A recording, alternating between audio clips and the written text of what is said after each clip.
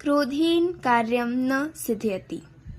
महात्मा विठोबा एकस्मात् नगरात् बहिः कुटीरं निर्माय वसति स्म। अनेके भक्ताः तस्य दर्शनाय आगत्य तं स्वगृहम् आगन्तुम् आमन्त्रयन्ति स्म।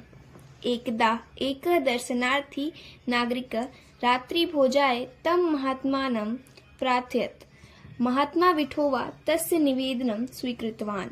सः यदा भोजनाय तस्य जनस्य गृहम् अगच्छत् तदा सः कपाटम् आवृत्य कुत्रचित् गतः आसीत्। महात्मा विठोबा भोजनं विना एव कुटीरं प्रत्यागच्छत्।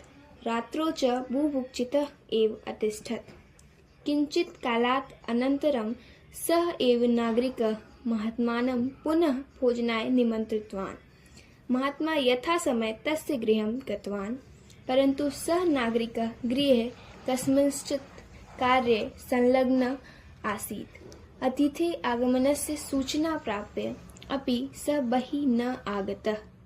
किञ्चित् कालं प्रतीक्षां कृत्वा महात्मा स्वकुटीरम् आगच्छत्। सः पुनः रात्रौ बुभुक्षितः अतिष्ठत्। मासानन्तरम् एकवारं पुनः सः एव पुरुषः महात्मानं गृहम् आगन्तुम् अकथयत्। महात्मा सहजरूपेण तस्य निमन्त्रणं स्वीकृतवान्। एतत् दृष्ट्वा सः पुरुषः महात्मानः चरणयोः अपतत्। अश्रूणि प्रवाहमाणः च न्यवेदयत्, महात्मन्, मया द्विवारं भवतः अपमानः कृतः, परं भवान् किमपि न अकथयत्। पुनः मम निवेदनं स्वीकृतवान्। मया अपराधः कृतः, कृपया मां दण्डयतु।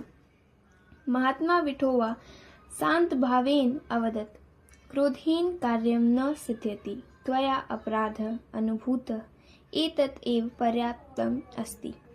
नागरिकः अवदत्, महात्मान् अनुशासनहीनः तु क्रोधेन दण्डनीयः एव। महात्मा अकथयत्, अक्रोधेन, शान्तया, क्षमया, सहनशीलतया एव जनः विजयं लभते, न तु क्रोधेन। कथ्यते अपि, न हि वैरेण वैराणि शामयन्तः कदाचन।